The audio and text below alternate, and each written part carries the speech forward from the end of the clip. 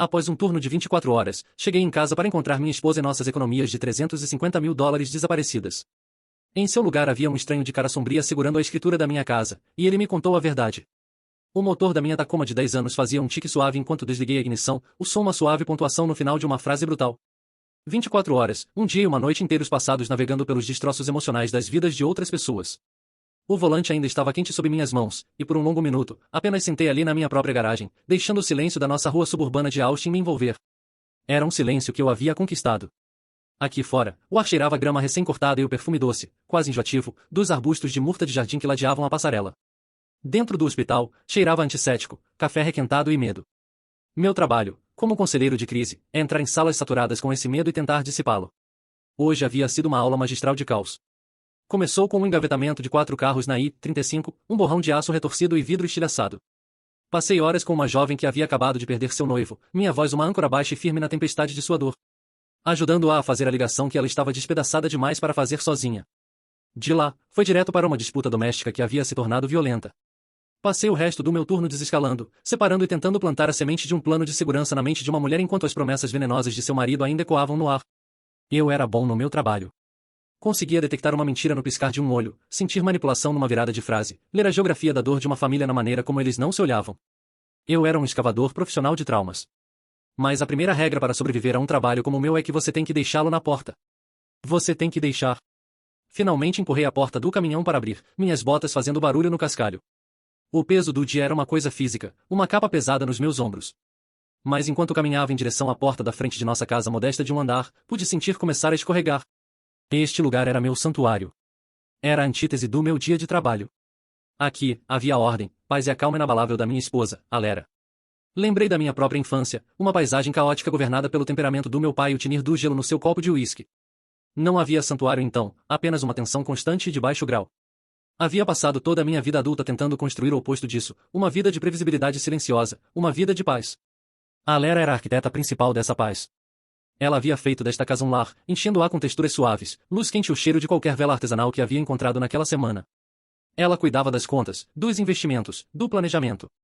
Você cuida das pessoas quebradas, Corbin, ela havia dito uma vez, sua mão na minha bochecha. Deixe-me cuidar do mundo quebrado. Você conquistou o descanso, e eu acreditei nela. Confiei a ela tudo isso. A chave estava fria na minha mão quando a deslizei na fechadura, girando-a com silêncio ensaiado. A casa estava escura, exceto pelo brilho fraco do relógio do micro-ondas na cozinha. 23h14, ela estaria dormindo. Tirei minhas botas no capacho, meus movimentos lentos e deliberados. O ar dentro não cheirava a lavanda e camomila habituais da Lera. Era mais afiado, um cheiro químico de limão, como se alguém tivesse estado limpando. Um serviço de limpeza desconhecido, talvez? Fiz uma anotação mental para perguntar a ela sobre isso. Andei de meias pela sala de estar, meus olhos traçando as formas familiares no escuro. A mesa de centro de carvalho sólido, a poltrona estofada onde eu lia, as fotos emolduradas na lareira. Uma vida. Nossa vida. Deslizei para o quarto. As cortinas estavam bem fechadas, e a única luz era uma linha prateada fina sob a porta. Consegui apenas distinguir sua forma sob o edredom, um volume imóvel no centro da nossa cama king size. Meu coração se encheu de um amor silencioso e profundo. Era isso.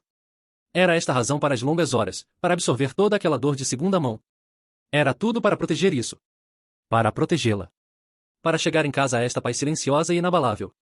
Com o cuidado de um especialista em desativação de bombas, saí das minhas roupas, colocando-as no cesto. Deslizei para a cama, os lençóis frios como uma bomba na minha pele cansada. Não ousei chegar muito perto, não queria arriscar acordá-la. Apenas deitei ali do meu lado da cama, ouvindo o zumbido suave do ar-condicionado e o som imaginado de sua respiração. Eu era um homem sortudo. Talvez o homem mais sortudo vivo. Foi meu último pensamento consciente antes que o sono profundo e sem sonhos dos completamente exaustos me puxasse para baixo. A consciência voltou não como um amanhecer suave, mas como uma invasão domiciliar violenta. Não foi a luz do sol ou o som do meu alarme. Foi uma voz. Uma voz que não pertencia. Você tem 5 segundos para me dizer quem você é e o que está fazendo na minha casa. A voz era baixa, um barítono áspero que vibrava com ameaça. Meus olhos se abriram de repente. O quarto estava banhado na luz cinza nebulosa do início da manhã. Parado aos pés da minha cama, silhuetado contra a janela, estava um homem. Ele era grande, construído como um linebacker aposentado, com ombros largos e uma postura poderosa. Talvez estivesse nos 50, seu cabelo curto um cinza sal e pimenta, seu rosto uma máscara de intenção sombria. Meu treinamento, minha vida profissional, todo o meu ser está voltado para a desescalada. Mas naquele segundo entre o sono e o terror, o instinto assumiu. Esta era minha casa, meu santuário. Minha esposa estava nesta cama. Quem diabos é você? Respondi bruscamente, minha própria voz um grasnado rouco. Joguei as cobertas para fora e balancei as pernas para fora da cama, plantando meus pés firmemente no chão. Eu não era um cara pequeno, mas este homem tinha uma densidade nele e uma qualidade inabalável. Meu coração estava martelando contra minhas costelas como um pássaro preso. Olhei para o volume do lado da Alera na cama. Não havia se mexido. Não deixe ele chegar até ela. Eu sou o cara que possui esta casa, ele rosnou, dando um passo deliberado para mais perto. E você é o cara que está invadindo ela. Então, vou perguntar de novo. Quem é você? A pura absurdidade disso fez minha cabeça girar. Sua casa. Eu moro aqui. Minha esposa e eu alugamos este lugar há 6 meses. Me levantei, tentando igualar sua postura, tentando projetar uma autoridade que não sentia. Meu corpo estava gritando uma corrente de alta voltagem de adrenalina. Isso era uma invasão domiciliar ou um surto psicótico? Meu cérebro profissional estava tentando categorizar, analisar, enquanto a parte primitiva estava apenas tentando sobreviver. Sua esposa, ele disse, um lampejo de algo ilegível em seus olhos frios e avaliadores. Não há mais ninguém nesta cama. Foi então que olhei, realmente olhei para o outro lado da cama. O volume que eu havia evitado tão cuidadosamente perturbar não era uma pessoa. Era apenas uma pilha estratégica de travesseiros e cobertores, artisticamente arranjada para parecer uma forma adormecida da porta. O chão pareceu cair de debaixo de mim. Alera, sussurrei, estendendo uma mão e tocando o espaço vazio. Os lençóis estavam frios. Ela não estava aqui.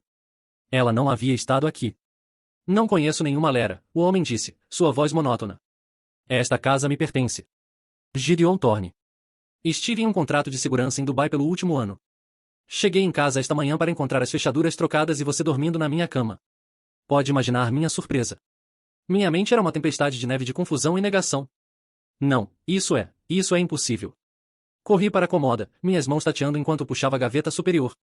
Debaixo de uma pilha das minhas próprias meias e camisetas estava a pasta Manila, a pasta com nosso acordo.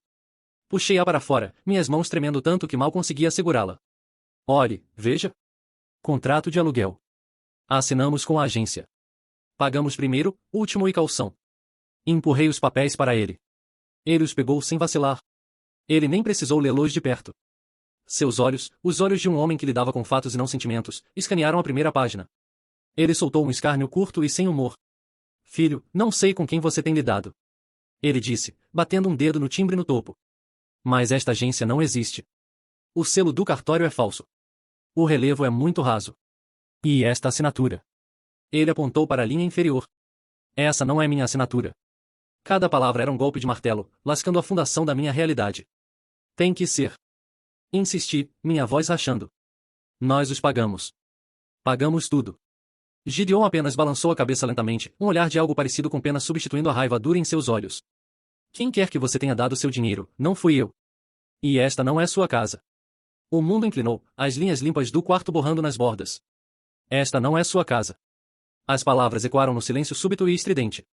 Meu primeiro pensamento não foi do dinheiro, ou do contrato, ou mesmo do estranho parado na minha frente. Foi um espinho afiado e perfurante de pânico pela Alera. Ela havia sido sequestrada? Este homem era parte de algo? Eles a haviam levado? Onde ela está? Exigi, minha voz crua com um novo tipo de medo. Onde está minha esposa? O rosto de Gideon era elegível. Estou te dizendo, filho, não havia ninguém aqui além de você. Não acreditei nele. Não podia. Passei por ele, meu coração batendo um ritmo frenético contra minhas costelas. Alera, gritei, minha voz ecoando na casa silenciosa demais. Alera, você está aqui? Passei como uma tempestade pela casa pequena, acendendo luzes conforme ia. A sala de estar, a cozinha, o quarto sobressalente que usávamos como escritório. Vazio. Tudo estava arrumado, organizado e totalmente, terrivelmente vazio. Meu treinamento profissional era um sussurro distante e inútil. E isso era medo primitivo puro. Voltei cambaleando para o quarto principal. Meus olhos escaneando cada superfície, procurando por um sinal, uma pista, um bilhete, qualquer coisa. E foi então que comecei a notar os outros vazios. As pequenas coisas que estavam faltando. Abri o closet. Meu lado estava intocado. Meus uniformes, minhas roupas casuais, minhas botas gastas. Mas o lado dela estava curado.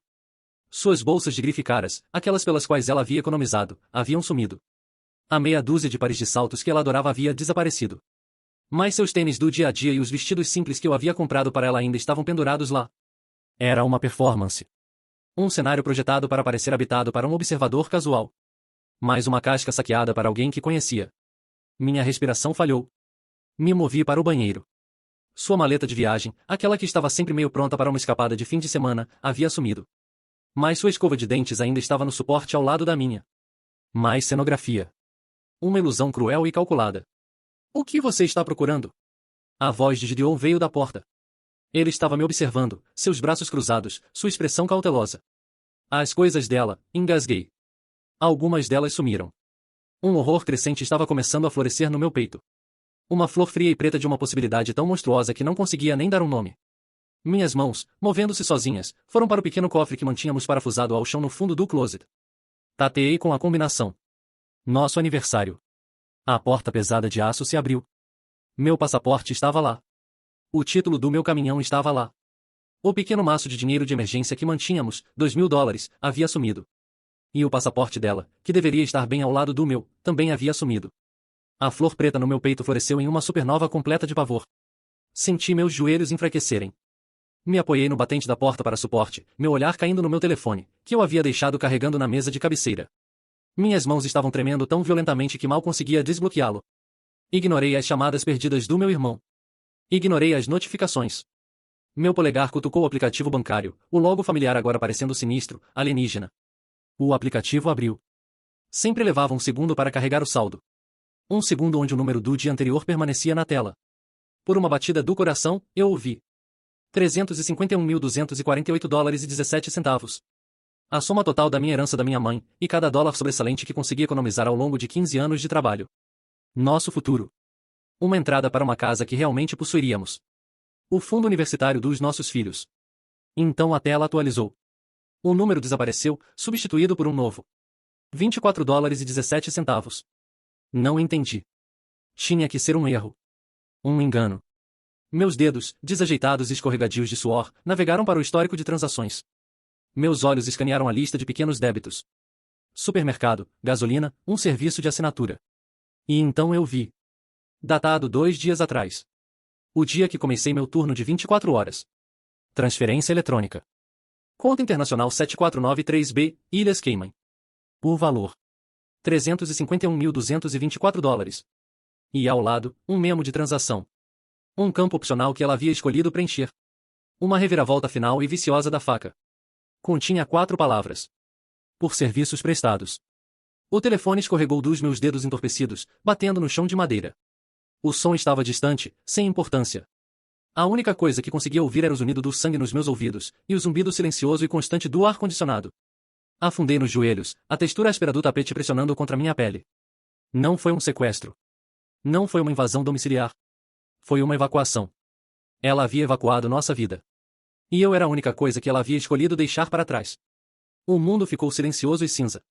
Não sei por quanto tempo fiquei ajoelhado ali no chão do quarto, olhando para os veios da madeira, os coelhos de poeira, a geografia sem sentido de uma vida que havia acabado de ser declarada ficção. O tempo havia perdido sua forma. Havia apenas um vazio vasto e ecoante onde meu futuro costumava estar. Foi a voz de Gideon que me trouxe de volta, não com suavidade, mas com uma pressão firme e aterrizante. Levante-se, filho. Olhei para ele. A suspeita havia sumido de seu rosto, substituída por uma empatia sombria e conquistada com dificuldade. Ele havia visto isso antes. Talvez não este cenário exato, mas ele conhecia o olhar de um homem cujo mundo havia sido puxado de debaixo dele como um tapete barato. Ela levou tudo, sussurrei, as palavras parecendo cacos de vidro na minha garganta. Está tudo perdido. Imaginei, ele disse, sua voz monótona. Ele se aproximou e pegou meu telefone, seus olhos escaneando a tela bancária. Ele soltou um assobio baixo. Este não foi um trabalho amador. Isso foi profissional. Ele devolveu o telefone para mim. A polícia é a próxima ligação, mas antes de fazermos isso, precisamos pensar. Precisamos ser espertos. Uma mulher tão meticulosa, ela pode ter cometido um erro. Pessoas como ela, elas ficam arrogantes. Pensam que são mais espertas que todo mundo. Então procuramos. Não procuramos pelo que ela levou. Procuramos pelo que ela esqueceu. Sua lógica cortou através da névoa do meu choque. Ele estava certo. Entrar em pânico era um luxo que não podia me dar. Isso era uma cena de crime, e minha vida era vítima. Tínhamos que abordar como tal. Gideon tinha a mente sistemática de um soldado. Onde você esconderia algo que não queria que um visitante casual encontrasse, mas que você precisava acessar, ele ponderou, escaneando o quarto.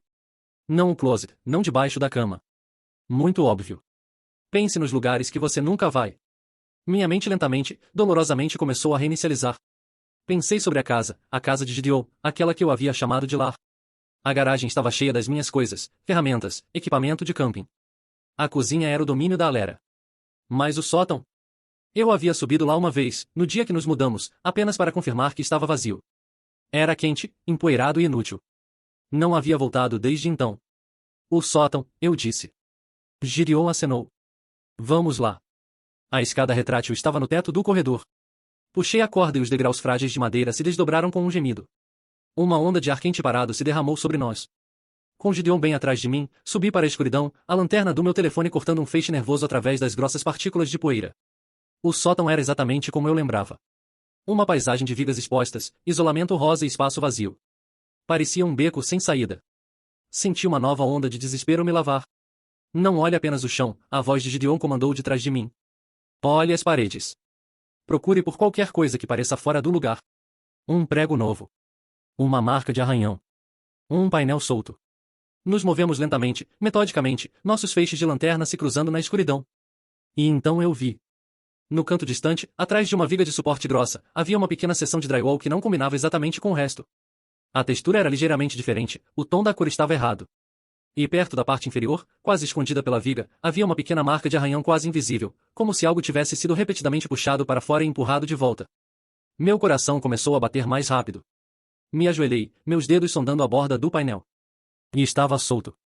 Encaixei as pontas dos dedos por baixo e puxei. Saiu com um som suave de raspagem, revelando uma cavidade escura e retangular na parede. E dentro, aninhada no isolamento, havia uma caixa forte preta e elegante à prova de fogo. Não estava trancada. A arrogância, exatamente como Gideon havia previsto. Levantei-a. Era pesada, sólida. Minhas mãos estavam tremendo novamente enquanto a carregava para uma área limpa do chão e abria as duas travas. O conteúdo roubou o ar dos meus pulmões. Isso não era apenas um esconderijo secreto. Era uma vida inteira. Ou melhor, múltiplas vidas.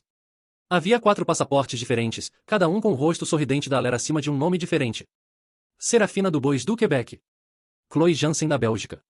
Isla Moreno da Espanha. Havia carteiras de motorista para combinar em um maço de certidões de nascimento, todas elas falsificações de alta qualidade. Mas isso era apenas o começo. Embaixo dos documentos havia um livro-razão encadernado em couro. Abri. Era um relato manuscrito e meticulosamente detalhado de seus golpes, datando de 7 anos atrás. Cada entrada tinha um nome, o nome de um homem, uma cidade, um valor e um resumo curto e brutal de suas fraquezas psicológicas. Marca número 7. Robert M. Seattle. Viúvo em luto. Precisa de um cuidador. Vulnerabilidade. Solidão. Rendimento $190 mil. Minha entrada era a última. Marca número 11. Corbin H. Austin. Trauma passado. Pai. Deseja estabilidade e um salvador. Vulnerabilidade. E idealismo. Rendimento potencial. $350 mil mais. Senti como se fosse vomitar. Eu não era o marido dela. Eu era a marca número 11. Embaixo do livro-razão estava a peça final e devastadora. Um dossiê completo sobre seu próximo alvo. Um homem em Denver. Um arquiteto que havia passado recentemente por um divórcio público bagunçado. Incluía sua foto, seu endereço, sua agenda de trabalho e uma impressão das finanças da sua empresa. O plano já estava em movimento. Olhei para Gideon, o feixe da lanterna iluminando o conjunto sombrio de sua mandíbula. Ele estava lendo uma página do livro-razão por cima do meu ombro. Meu Deus, sussurrei. Ela é um monstro. Gideon balançou a cabeça, seus olhos duros como pedra. Ela não é um monstro, ele disse, sua voz baixa e perigosa. Ela é uma predadora. E acabamos de encontrar seu manual. Então meu telefone vibrou no meu bolso. Um som áspero e intrusivo no sótão silencioso. Puxei-o para fora. A tela dizia Garret. Chamada recebida. Meu irmão. Aquele que eu havia ignorado. Aquele que eu havia excluído porque ele ousou questionar minha vida perfeita e pacífica. Senti uma onda de vergonha tão profunda que quase dobrou meus joelhos. Tinha que fazer a ligação. Tinha que dizer a ele que ele estava certo. Pressionei o botão de atender, meu polegar deixando uma marca suada na tela. Corbin, que diabos está acontecendo? Estou te ligando há horas. A voz de Garret era um staccato afiado de ansiedade e irritação, um som que eu conhecia bem. Ele era meu irmão mais velho por 4 anos, um analista financeiro bem-sucedido em Houston, e uma encarnação viva de tudo que eu não era, em pragmático, cético e meticuloso até a falha. Abri minha boca para falar, mas apenas um som seco e rouco saiu. Ainda estávamos no calor sufocante e na escuridão do sótão. O conteúdo condenatório da caixa forte espalhado nas tábuas do chão entre mim e Gideon. O cheiro de poeira e mofo antigo enchendo meus pulmões. Cobb, você está aí? Diga alguma coisa. Ela se foi, Garrett. Finalmente consegui sussurrar. A admissão pareceu um rasgo físico dentro de mim. A Alera se foi. Houve uma pausa do outro lado da linha, um silêncio pesado com história não dita. Quase podia ouvir as engrenagens girando em seu cérebro analítico. Foi para onde? Em uma viagem? Vocês brigaram? Não, eu disse, minha voz ganhando uma borda crua e irregular. Ela se foi, e o dinheiro também. Tudo. Outro silêncio, mais longo desta vez. Quando finalmente falou, sua voz estava despida de toda irritação, substituída por um pavor frio e pesado. Quanto? Tudo. Repeti entorpecido. A herança. Tudo. 350 mil dólares. Ouvi ele exalar um som afiado e frustrado. Jesus Cristo, Corbin. Ele não disse eu te avisei. Não precisou. As palavras pairaram no ar entre nós. Um fantasma de uma conversa que tivemos 1 ano e meio atrás, pouco depois de eu ter anunciado meu noivado. Ele havia conhecido a Lera uma vez, a levado para um jantar formal. No dia seguinte, ele havia me ligado. Ela é perfeita, ele havia dito. Perfeita demais. Parece polida como um discurso de vendas. Apenas tenha cuidado, irmãozinho. Eu havia ficado furioso, o acusei de ser cínico, de ser incapaz de aceitar minha felicidade. Não havíamos realmente conversado sobre nada significativo desde então. Estou no próximo voo, Garrett disse, sua voz agora toda negócios. Posso estar em Austin em 4 horas. Não toque em nada. Não fale com mais ninguém. E pelo amor de Deus, não faça nada estúpido. Você já fez o suficiente disso. A linha morreu. As palavras finais, embora duras, foram um estranho conforto. Ele estava com raiva, mas estava vindo. O mundo estava acabando, mas meu irmão mais velho estava vindo. Gideon me deu um aceno de entendimento. Família. Bom. Você vai precisar. Ele gesticulou em direção à escada. Agora, vamos sair deste inferno e ligar para a polícia. É hora de tornar isso oficial. O distrito da polícia de Austin parecia um planeta diferente. O ar era frio e estéril. Os telefones tocavam com uma urgência destacada, e todos se moviam com um propósito que eu não possuía mais. Me senti como um fantasma, uma fraude. Sentei ao lado de Gideon na área de espera, a caixa forte à prova de fogo no meu colo como um container de material radioativo. Fomos levados para um pequeno escritório bagunçado pertencente ao detetive Hardin. Ele era um homem no final dos 40, com olhos cansados, um terno amarrotado e um comportamento que sugeria que havia visto todas as variações possíveis da terribilidade humana e não era mais capaz de ser surpreendido. Ele ouviu, seu rosto impassível, enquanto contei a história. Expus tudo. O encontro. O romance turbulento. A vida perfeita. O despertar rude. A conta bancária vazia. Tentei soar destacado, clínico, como se estivesse descrevendo um estudo de caso, um dos meus próprios clientes. Era um mecanismo de defesa, uma maneira de evitar me despedaçar em 1 milhão de pedaços bem ali no escritório dele. Quando terminei, coloquei a caixa forte na mesa dele e a abri. Pela primeira vez, um lampejo de algo, não surpresa, mas interesse profissional, apareceu nos olhos de Hardin. Ele pegou um dos passaportes falsos, passando o polegar sobre o laminado. Folheou o livro Razão, sua expressão escurecendo.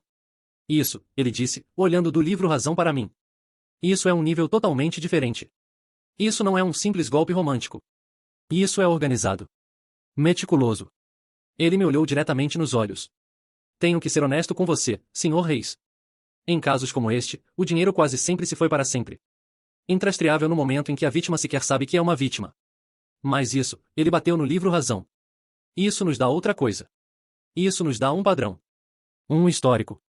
Isso pode não recuperar seu dinheiro, mas pode colocá-lo atrás das grades por muito tempo. O processo foi exaustivo. Dar uma declaração formal. Assinar papéis. Responder perguntas que me fizeram sentir alternadamente como uma vítima e um tolo. A parte mais humilhante foi ter que explicar minha profissão. Então você é um conselheiro de crise? Hardin perguntou, recostando-se na cadeira. Você lida com esse tipo de coisa? Manipulação? Engano? Sim, eu disse, as palavras com gosto de cinza. E você não viu? Não era uma acusação, apenas uma pergunta. Mas perfurou uma parte de mim que já estava sangrando. Não, eu disse silenciosamente. Quando você é um cirurgião, você não vai para casa e opera sua própria família. Você só quer viver. Eu queria que minha casa fosse um santuário. Um lugar onde eu não tivesse que analisar nada. Quando finalmente estávamos saindo da delegacia horas depois, meu telefone, que Hardin havia registrado como evidência e devolvido, vibrou com uma mensagem de um número desconhecido. Meu sangue gelou. A abri. Não eram palavras. Era uma foto. Uma foto espontânea tirada à distância de mim e meu colega, Mitch, parados fora da entrada do hospital mais cedo naquele dia, rindo de alguma piada idiota durante uma pausa. Era um momento perfeitamente normal e inócuo. Mas foi tirada hoje. Depois que ela já havia ido embora. Depois que eu soube. E embaixo da foto havia uma única linha de texto. Vejo você contando histórias. Não é uma boa ideia. A mensagem era inequívoca. Isso não era apenas uma separação limpa. Isso não era apenas sobre o dinheiro. Ela ainda estava observando. E ela estava me ameaçando. Meu pesadelo profissional havia se tornado pessoal. Garret chegou como uma frente de tempestade. Encontrei-o na beira da calçada do aeroporto, e ele não me abraçou nem ofereceu uma mão no ombro. Ele apenas olhou uma vez para meu rosto, o cansaço, os olhos vazios, e sua própria expressão endureceu com uma energia furiosa e protetiva. Jogou sua pasta na traseira do meu caminhão, bateu a porta e disse, e me leve para casa. Quero ver tudo. A presença de Gideon, que havia insistido em ficar até meu irmão chegar, pareceu tanto surpreender quanto tranquilizar Garret. Aqui estava outro homem, um homem capaz e direto, que também era uma vítima. Isso tornou a história real, tangível. Garret apertou sua mão firmemente, um reconhecimento não dito passando entre eles. 2 homens nos destroços da tempestade de uma mulher. Enquanto Gideon e eu estávamos na delegacia, Garret havia estado trabalhando. No voo, ele já havia usado suas credenciais para puxar verificações preliminares de crédito e antecedentes sobre cada nome que conseguia pensar. Eu, Alera, a agência falsa no contrato. Agora, sentado na mesa de jantar que não era mais minha, ele abriu seu laptop, e a sala se transformou em uma sala de guerra. Certo, Corbin, me conte, ele comandou, seus dedos voando sobre o teclado. Cada promessa que ela fez. Cada história que contou sobre seu passado. Cada investimento que alegava estar fazendo. Não edite, não filtre pelo que acha que é importante. Quero tudo. Era agonizante. Tive que dissecar verbalmente os últimos 2 anos da minha vida, descascando as camadas da nossa história compartilhada e expondo a podridão por baixo. Contei a ele sobre o fundo fiduciário fictício que ela havia mencionado, os investimentos offshore que supostamente estavam rendendo retornos incríveis, a história de seus pais morrendo em um acidente de carro quando ela era jovem. Cada lembrança que oferecia, Garret imputava em uma teia complexa de campos de busca e bancos de dados. Gideon observava de uma poltrona, bebericando um copo de água, sua presença um lastro silencioso e firme. Ele interviria ocasionalmente com uma pergunta afiada. Ela já usou um serviço de courrier específico? Ela tem uma caixa postal? Qual era o nome do banco que ela dizia usar na Suíça? A dinâmica dos irmãos era fascinante de assistir. Garret era todo arestas afiadas e fúria clínica, tratando o problema como uma aquisição hostil de uma empresa. Corbin era o oposto, cru e emocional, mas se forçando a escavar os detalhes. A tensão entre eles era palpável. A frustração de Garret com a cegueira de seu irmão, a vergonha de Corbin por ter que ser resgatado. Consegui. Garret finalmente murmurou, inclinando-se mais perto da tela. Ele havia estado fazendo referências cruzadas de nomes dos documentos falsificados com registros de propriedade e licenças comerciais. Esta empresa de fachada que ela usou para canalizar o dinheiro. Tem um agente registrado. Um local. E esse agente está ligado a uma única entidade licenciada. Ele girou o laptop. Silas Croft Real Estate. Soa familiar? Meu sangue gelou. Silas Croft. Ele era um corretor de imóveis escorregadio e excessivamente bronzeado que havia comparecido a um evento de caridade com a Lera alguns meses atrás. Ela o havia apresentado como um contato valioso. Ele havia apertado minha mão, seu aperto um pouco firme demais, seu sorriso um pouco largo demais. Ele havia elogiado meu trabalho como conselheiro, chamando-o de nobre. Me senti enjoado. Conheci ele, eu disse, minha voz tensa. Ele é o elo fraco, Garret disse, já procurando o endereço do escritório dele. Pessoas como a Lera, elas precisam de facilitadores. Lavadores de dinheiro, falsificadores de documentos, pessoas no terreno. Este cara é sujo. Ele é nosso ponto de pressão. Ele olhou para mim, seus olhos ardendo. Vamos fazer uma visita ao Sr. Croft. Gideon se levantou. A polícia deveria cuidar disso. A polícia vai arquivar um relatório e ele vai ficar numa fila por 6 semanas. Garret retrucou. Ela está ativamente planejando seu próximo movimento em Denver. Não temos 6 semanas. Precisamos chacoalhar a gaiola dele agora. Precisamos fazer ele sentir que seu mundo está prestes a acabar. Para que ele a entregue para salvar a própria pele. Ele olhou para mim. Você está comigo? Uma parte de mim, o profissional, o conselheiro, gritou não. E isso era imprudente. Isso era como as coisas escalavam. Mas outra parte de mim, mais profunda e mais ferida, sentiu uma onda de algo que não havia sentido desde que isso começou. Raiva. Um desejo não apenas de ser uma vítima, mas de fazer algo. De retomar um fragmento de controle. Estou com você, eu disse. Minha voz mais dura do que esperava. O escritório de Silas Croft ficava em um prédio moderno de vidro e aço no centro da cidade. Foi projetado para projetar riqueza e sucesso. Quando entramos, a recepcionista olhou para cima, e o próprio Silas emergiu de uma sala dos fundos. Um telefone pressionado contra a orelha. Ele me viu, e por uma fração de segundo, seu sorriso ensaiado vacilou. Um lampejo de puro pânico brilhou em seus olhos antes que ele o mascarasse. Corbin, que surpresa, ele disse, encerrando sua ligação. A que devo o prazer? Garret não me deu chance de responder. Ele se adiantou, colocando ambas as mãos espalmadas na mesa de mogue no cara do Silas. Podemos fazer isso do jeito fácil ou do jeito difícil. Silas, o jeito fácil é você nos contar tudo o que sabe sobre a Lara Reis, ou como quer que ela esteja se chamando esta semana. O jeito difícil envolve eu ligar para meu contato na divisão de crimes financeiros e fazer eles congelarem cada ativo que você já tocou enquanto conduzem uma investigação muito, muito pública das suas práticas comerciais. Silas riu, um som alto e nervoso. Acho que vocês têm a pessoa errada. Mal conheço a mulher. Me aproximei ao lado do meu irmão. Não disse uma palavra. Apenas olhei para ele. Deixei ele ver a ruína nos meus olhos.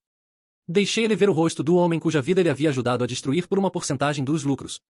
Sua compostura desmoronou. Ele começou a suar, seu olhar saltando entre mim e Garret. Olha, eu era apenas um facilitador. Encontro propriedades vazias, cuido de alguma documentação. Ela me pagou uma comissão. Eu não sabia. Eu não sabia que era assim. Onde ela está? Garret pressionou, sua voz como gelo. Não sei. Silas insistiu, levantando as mãos. Dallas. Ela disse que estava indo para Dallas por alguns dias para sondar um novo projeto. É tudo que sei, juro. Ele estava mentindo, mas havia nos dado a primeira peça de informação real e acionável. Dallas. Ela estava perto. O fantasma tinha uma localização. Nos viramos e saímos, deixando Silas Croft parado no meio do seu escritório de vidro, seu mundo começando a se despedaçar ao seu redor. Pela primeira vez desde aquela manhã horrível, senti uma pequena faísca perigosa de algo que não era desespero. Era a emoção da caça. A volta do escritório do Silas foi espessa com um silêncio tenso e focado. O confronto havia mudado a dinâmica. Não éramos mais apenas vítimas. Estávamos na ofensiva. Garret já estava no telefone com o detetive Hardin, relatando a informação sobre Dallas e a quase confissão do Silas. Ele está com medo, Garret disse a Hardin, sua voz baixa e urgente. Ele é o elo fraco, estou te dizendo. Aperte ele, e ele vai entregá-la inteiramente. Hardin, para seu crédito, entendeu a urgência. Ele prometeu trazer Silas para uma conversa formal e muito mais intimidante imediatamente. Pela primeira vez, parecia que as engrenagens da justiça estavam começando a girar, não apenas Ranger. Passamos o resto do dia em um estado de animação suspensa.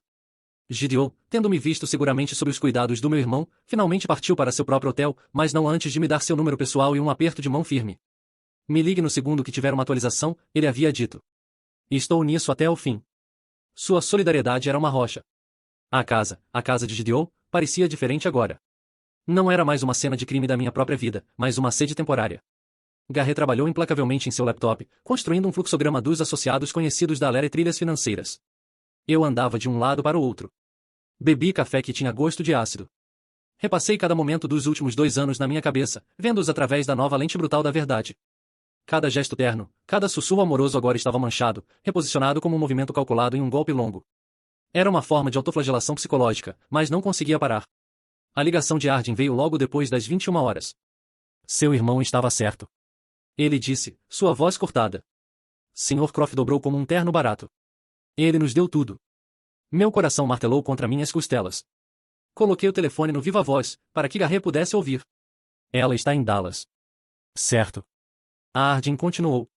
No Omni Hotel no centro.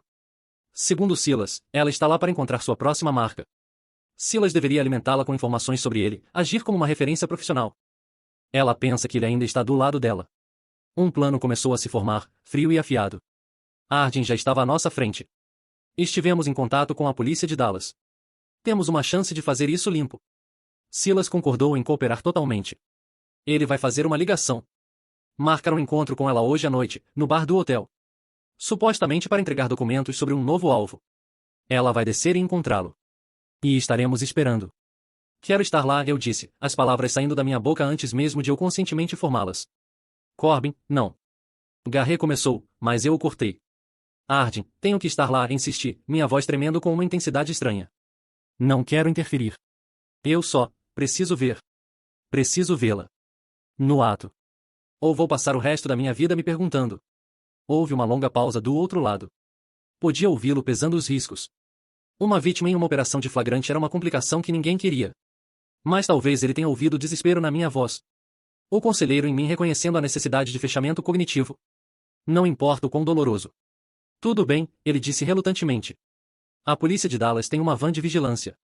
Você pode estar nela. Você não sairá da van. Você não fará um som. Você é um fantasma. Você observa. E só isso. Estou claro? Cristalino, eu disse. A viagem de 2 horas para Dallas foi um borrão. Garrett dirigiu, suas mãos apertadas no volante, enquanto eu olhava para a rodovia infinita do Texas, minha mente um turbilhão. Era isso. O fim da linha. A van de vigilância estava estacionada do outro lado da rua do Omni, suas janelas escuras oferecendo uma visão perfeita e desobstruída do bar elegante com paredes de vidro do saguão do hotel. Dentro, estava apertado e cheirava a eletrônicos velhos. Um detetive de Dallas chamado Reis, todo profissionalismo, nos informou em tons baixos. 2 oficiais à paisana já estavam dentro, se passando por um casal. Silas estava com um microfone. Ela está se movendo, Reis murmurou, seus olhos fixos em um pequeno monitor mostrando o feed de segurança interno do hotel. Descendo pelo elevador agora. Minha respiração falhou na garganta. Meu coração parecia que ia bater para fora do meu peito. E então, eu a vi. Ela entrou no bar, e por um segundo, esqueci de respirar. Ela estava usando um vestido verde esmeralda deslumbrante. Seu cabelo escuro preso para cima, um sorriso quente e confiante no rosto. Ela parecia radiante. Despreocupada. Feliz. A visão dela, tão bonita e tão completamente monstruosa, foi um golpe físico. Ela escaneou o ambiente, avistou Silas em uma mesa pequena e caminhou em direção a ele. Observei em um monitor, o feed de áudio crepitando no meu ouvido. Vi ela deslizar para a cabine, seus movimentos fluidos e graciosos. E então, seu próximo alvo entrou. O arquiteto de Denver. Ele era bonito, bem vestido, com um olhar ligeiramente perdido nos olhos. O olhar de um homem cuidando de uma ferida fresca. O olhar que eu provavelmente tinha 2 anos atrás. Ele se aproximou da mesa deles. Observei enquanto a Lera se virou para ele, seu sorriso se tornando mais suave, mais convidativo. Vi ela estender uma mão. Ouvi sua voz através do fone de ouvido.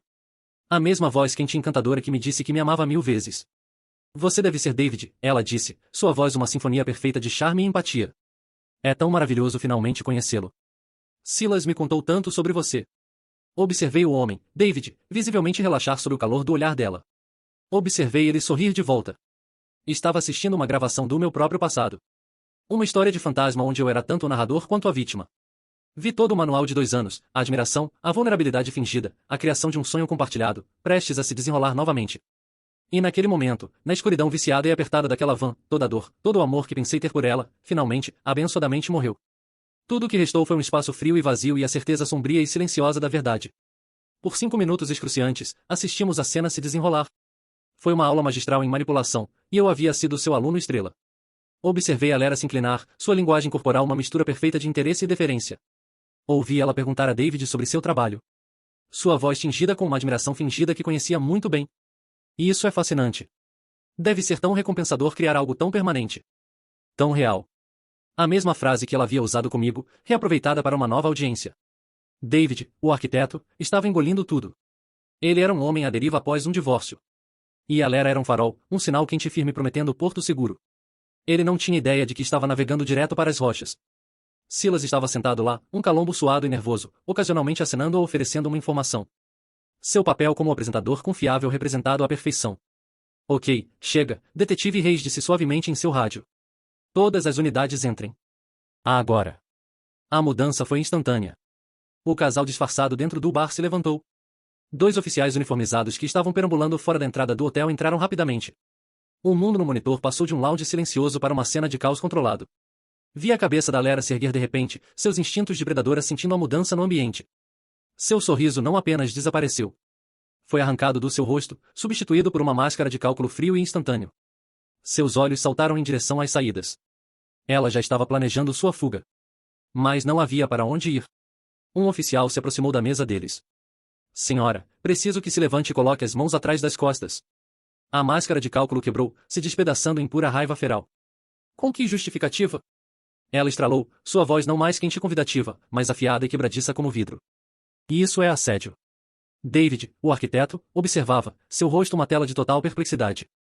Ele olhou da Lera para a polícia, depois de volta. O sonho agradável que ele estava vivendo pelos últimos 5 minutos se transformando em um pesadelo público.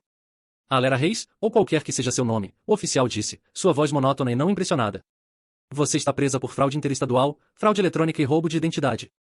Quando puxaram suas mãos para trás para algemá-la, seus olhos varreram a sala e então, como se atraídos por uma força magnética, olharam diretamente em direção à rua, diretamente para nossa van. Era impossível para ela nos ver através do vidro escuro, mas por um segundo aterrorizante, me senti pregado pelo olhar dela. Vi o reconhecimento da traição nascer em seu rosto quando ela olhou para Silas, que estava sendo levado separadamente, e então ela olhou de volta para a van, sua expressão endurecendo em uma de puro ódio não adulterado. Ela sabia. De alguma forma, ela sabia que eu estava lá dentro, observando. A visão dela sendo levada algemada não trouxe a onda de vitória que eu poderia ter esperado. Apenas parecia vazio, o fim de um capítulo triste e feio. O fantasma estava finalmente sendo enjaulado. De volta à sede da polícia de Dallas, a adrenalina começou a passar, deixando uma exaustão profunda e dolorosa nos ossos. Garrett ficou comigo, uma presença silenciosa e sólida. O detetive Hardin organizou um encontro breve supervisionado com a Lera antes de a transferirem para uma instalação federal. Tem certeza de que quer fazer isso? Garrett perguntou, sua mão no meu ombro. Você não deve nada a ela, nem mesmo uma palavra final.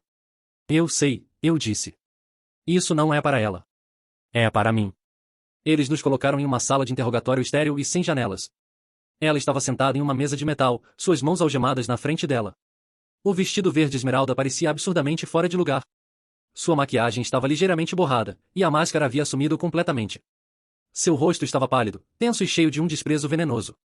Sentei-me oposto a ela. Por um longo momento, apenas nos olhamos. Procurei em seu rosto por um lampejo da mulher que pensei conhecer. A mulher que se aconchegava ao meu lado após meus pesadelos. A mulher que segurou minha mão no funeral da minha mãe. Não havia nada. Ela era uma estranha. Não perguntei sobre o dinheiro. Não perguntei sobre as mentiras. Perguntei a única pergunta que ainda importava. A que assombrava os momentos silenciosos. Por que eu? Ela riu. Foi um som chocante na sala silenciosa. Uma coisa seca, amarga e quebrada. Por que você? Ela repetiu. Inclinando-se para a frente, a corrente entre suas algemas tilintando contra a mesa. Oh, Corbin. Não seja tão convencido. Não havia por que você. Você era apenas o próximo. Próximo. Você foi fácil. Ela cuspiu. Sua voz baixa e viciosa. Vocês homens bons. Com suas histórias trágicas e sua necessidade desesperada de salvar pessoas. Vocês usam suas vulnerabilidades como um distintivo de honra. Vocês andam por aí com essas feridas abertas da infância. E acham que são tão nobres por isso. Mas tudo que isso faz é torná-los previsíveis. Torna vocês um alvo. Ela olhou para mim. Seus olhos desprovidos de qualquer emoção exceto um desprezo gelado e profundo. Te vi naquele evento de caridade. Mantendo o corte. Contando alguma história sobre seu trabalho. Você estava praticamente brilhando com um propósito autojusto. E eu soube. Soube que você era o escolhido. Você não estava procurando por uma esposa. Você estava procurando por uma recompensa. Por um prêmio para provar que havia superado seu passado triste. Você queria uma vida perfeita tão desesperadamente que estava disposto a ignorar qualquer sinal de que não era real. Ela se recostou. Um sorriso sombrio e final torcendo seus lábios. Então não me pergunte por que você. Como se você fosse alguma vítima especial. Você era um tipo. Você era um projeto. Eu não te traí, Corbin. De certa forma, te libertei das suas próprias ilusões patéticas. Suas palavras eram para ser os golpes finais. O ato definitivo de destruição psicológica.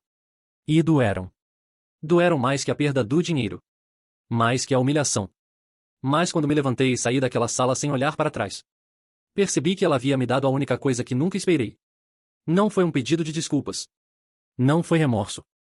Foi a verdade cruel, nua e absoluta. E de sua própria forma distorcida, foi a única coisa que poderia realmente me libertar. As semanas que se seguiram à prisão foram um limbo estranho e desorientador. O mundo continuou se movendo. O sol continuou nascendo. O trânsito ainda engarrafava as rodovias. Meus colegas no centro de crise continuaram salvando vidas. Mas me senti como se estivesse me movendo através de água espessa, fora de sincronia com tudo. Os procedimentos legais foram um labirinto de papelada, depoimentos e conversas com promotores federais que mal lembro. As notícias na frente financeira eram sombrias, exatamente como Hardin havia previsto. Os 350 mil dólares haviam sido ricocheteados através de tantas contas offshore e corporações de fachada que recuperar mais que uma pequena fração era um sonho impossível. Era o custo da minha educação, disse a mim mesmo sombriamente. O preço da admissão ao mundo real. A Lera, enfrentando uma montanha de evidências e uma enxurrada de acusações federais que poderiam colocá-la atrás das grades por décadas, aceitou um acordo. Não haveria julgamento dramático, nenhum espetáculo público. Apenas uma sentença silenciosa e muito, muito tempo em uma instalação correcional federal. Parte de mim ficou aliviada. Outra parte se sentiu traída de uma prestação de contas pública final. A verdadeira prestação de contas, no entanto, estava acontecendo mais perto de casa. A crise compartilhada havia fundamentalmente redefinido meu relacionamento com Garret. A noite que dirigimos de volta de Dallas, ele finalmente havia quebrado seu silêncio de aço. Sinto muito, Corbin, ele havia dito, seus olhos fixos na estrada. Quando conheci ela pela primeira vez, tive esse pressentimento de que ela estava errada. Deveria ter insistido mais. Deveria ter feito mais que apenas te avisar. Eu só vi como você estava feliz. E não queria ser aquele que estragasse. Você tentou me avisar, eu disse, minha voz silenciosa. Eu não quis ouvir. É meu trabalho ser o irmão mais velho, ele havia respondido. E esse foi o fim disso. A velha parede de ressentimento e mal-entendido entre nós havia desmoronado, substituída por uma fundação nova e mais honesta. Ele se tornou minha rocha. Ele assumiu o comando da bagunça financeira, lidando com bancos, agências de crédito e advogados com uma eficiência implacável que eu, no meu estado emocionalmente despedaçado, nunca poderia ter conseguido. Ele não me tratou como um tolo. Ele me tratou como um irmão que havia sido ferido em uma guerra que eu não sabia que estava lutando. Gideon, também, permaneceu uma presença firme. Ele ligava a cada poucos dias. Nos encontrávamos para café uma vez por semana. Nunca falávamos muito sobre o que aconteceu. Não diretamente. Falávamos sobre seu trabalho de segurança, sobre meus casos no centro, sobre futebol. Mas por baixo de tudo havia um entendimento compartilhado, um vínculo forjado no cadinho bizarro do engano da Alera. Ele era a única outra pessoa no planeta que realmente entendia a natureza específica da traição dela. Ele havia perdido uma casa. Eu havia perdido uma vida. Éramos os únicos membros de um clube muito exclusivo. Voltar ao trabalho foi o passo mais difícil e mais necessário. Voltar ao centro de crise parecia andar numa corda bamba. Como eu poderia aconselhar outros sobre confiança e segurança quando meu próprio julgamento havia se provado tão catastroficamente falho? Minha chefe, uma mulher sábia e compassiva chamada Doutora Ania Sharma, havia me chamado em seu escritório no meu primeiro dia de volta. Sua experiência não te desqualifica, Corbin, ela havia dito gentilmente. Ela te credencia. Empatia é uma coisa boa. Mas empatia nascida de verdadeiro sofrimento, isso é uma ferramenta de imenso poder. Não fuja disso. Aprenda a manejá-la. Minhas primeiras semanas foram difíceis. Me senti como um impostor. Mas Ania estava certa. Quando me sentei com uma vítima de violência doméstica, não apenas ouvi suas palavras. Senti o eco do medo delas, da confusão, da lealdade mal direcionada. Quando conversei com uma família cambaleando de uma perda súbita, entendi a névoa desorientante pela qual estavam caminhando. Minha dor, tão vasta e pessoal quanto era, se tornou uma lente estranha e inesperada, trazendo a dor dos outros para um foco mais nítido e compassivo. Meu colega Mitch foi uma dádiva de Deus. Ele não bisbilhotou.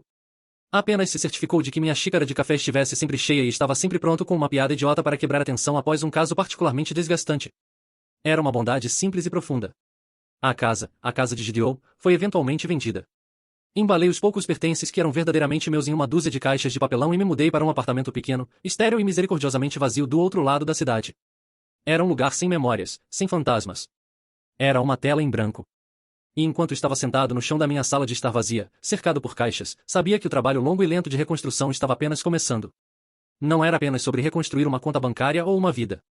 Era sobre reconstruir um eu. 1 ano, 12 meses, 365 dias desde que minha vida havia detonado. O tempo não cura todas as feridas. Essa é uma mentira que contamos a nós mesmos. Não apaga as cicatrizes. O que faz, se você tiver sorte, é te dar o espaço para aprender como viver com elas. Elas se tornam parte da sua topografia, um mapa de onde você esteve. Estava parado na sala de reuniões iluminada por luz fluorescente de um centro comunitário local, o ar cheirando fracamente a pó de giz e café barato. Na minha frente, arranjadas em semicírculo de cadeiras plásticas, estavam 12 pessoas. 12 estranhos, todos os quais compartilhavam um vínculo secreto e vergonhoso.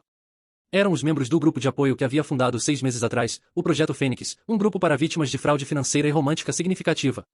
Minha própria terapia havia sido crucial, mas rapidamente percebi que falar com profissionais, embora útil, não era suficiente. Precisava falar com pessoas que sabiam, pessoas que entendiam a humilhação específica e dilacerante da alma de ser enganado por alguém que você amava, pessoas que sabiam como era ter suas próprias memórias transformadas em armas contra você. Se esse grupo não existisse, decidi que o construiria. Certo, sentei, minha voz calma e firme. Quem quer começar hoje à noite? Um homem em seus 60 anos, um professor aposentado chamado Arthur, pigarreou. Tive uma semana difícil, ele começou, sua voz tremendo ligeiramente.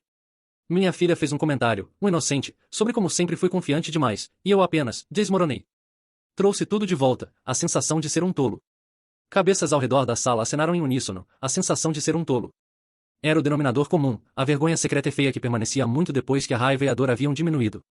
Deixei ele falar, guiando a conversa com perguntas gentis, usando as habilidades que havia aperfeiçoado ao longo de uma década, mas agora elas estavam amplificadas, infundidas com uma nova autenticidade inabalável. Não era mais apenas um conselheiro, era um membro da tribo. Podia olhar Arthur nos olhos e dizer, eu sei, e ele sabia que eu realmente sabia. Após a reunião, enquanto empilhava cadeiras, meu telefone vibrou. Era uma carta encaminhada do escritório do promotor, dela, a primeira e única comunicação que havia recebido desde sua sentença. Minhas mãos estavam perfeitamente firmes quando a abri. A carta era um pedido de desculpas. Eram 3 páginas de prosa divagante e autopiedosa, uma obra-prima de delírio narcisista. Ela culpou sua infância. Ela culpou o sistema. Ela culpou a ganância de suas vítimas. Ela me culpou por não ser rico o suficiente para resolver seus problemas legitimamente. Ela me culpou por arruinar sua vida ao reportá-la à polícia. Era um monólogo patético e choramingão de uma predadora que não conseguia compreender um mundo onde ela não fosse a vítima. 1 ano atrás, esta carta teria me destruído. Teria me enviado em espiral para um vórtice de raiva e autodúvida. Hoje à noite, ali não senti nada. Um nada profundo, pacífico e libertador. Ela não tinha mais poder sobre mim. Ela era apenas um fantasma. Suas palavras, nada mais que ecos fracos e sem sentido de uma vida que não era mais minha. Dobrei a carta, saí para o ar fresco da noite e a joguei em uma lixeira pública sem pensar 2 vezes. Dirigi para casa para meu pequeno apartamento. Não era mais estéril. Estava cheio de livros. Uma poltrona confortável e gasta ficava no canto. Fotos minhas com Garret, com Gideon, com Mitch ficavam numa prateleira. Era uma vida construída não numa grande ilusão perfeita, mas em pequenas conexões autênticas e sólidas. Pensei nas palavras finais e cruéis da Lera para mim. Te libertei das suas próprias ilusões patéticas. Em sua malícia, ela havia acidentalmente dito a verdade. Ela havia queimado minha vida antiga até o chão. Uma vida construída numa necessidade frágil e desesperada por um final de conto de fadas. E dessas cinzas, fui forçado a construir algo real. Algo mais forte. Algo meu. Havia entrado nessa provação como marca 11, um estudo de caso em vulnerabilidade. Havia sobrevivido. E ao fazê-lo, finalmente havia encontrado minha verdadeira vocação. Não apenas como um conselheiro que escuta, mas como um sobrevivente que guia. Minha ferida mais profunda havia se tornado minha maior força. E na paz silenciosa da minha própria vida pequena e real, entendi que esta não era uma história sobre uma golpista que roubou meu dinheiro. Era a história de como um homem que passou a vida tentando salvar outros finalmente aprendeu como salvar a si mesmo.